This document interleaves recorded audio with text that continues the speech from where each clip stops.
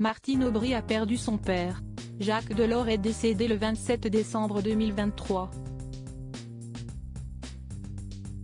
L'homme politique a eu droit à un hommage national, dans la cour des Invalides de Paris, le 5 janvier 2024. La sphère politique française vient de perdre l'un de ses piliers.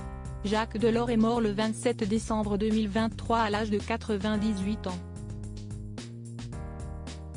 Siesti sa fille, Martine Aubry, qui l'avait annoncé à l'AFP le jour même.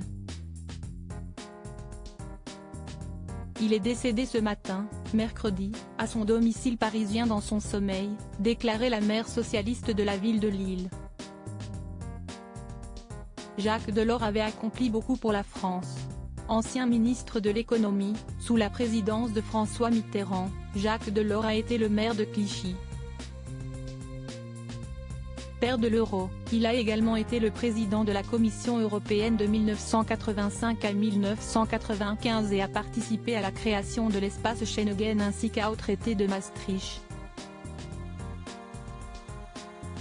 Pour tout l'aspect historique de sa carrière, pour son dévouement à la patrie, l'homme politique a eu le droit à un hommage national, le vendredi 5 janvier 2024, dans la cour des Invalides de Paris. Martine Aubry, épaulée par son mari, sa fille et ses petits-enfants. Martine Aubry, la fille de Jacques Delors et de Marie Lefaille, décédée en 2020, était évidemment présente durant cet hommage national dirigé par notre président de la République Emmanuel Macron. Désormais orpheline, elle était épaulée, dans sa peine, par son mari Jean-Louis Brochen, mais aussi par sa fille Clémentine, son gendre et ses deux petits-enfants, Olympe et Augustin. Le président du Conseil européen Charles Michel, le Premier ministre hongrois Viktor Orban, Brigitte Macron, Ursula von der Leyen et Mark Rutte étaient également venus accorder un dernier clin d'œil aux disparus. Jacques Delors est mort à l'âge de 98 ans mais il ne manquait certainement pas de fou.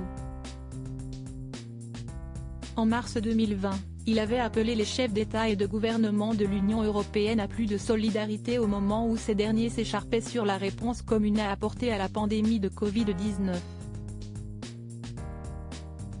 Il manquera à ses proches, il manquera à la gauche et à tous ses partisans. Toutes nos condoléances à la famille de Jacques Delors.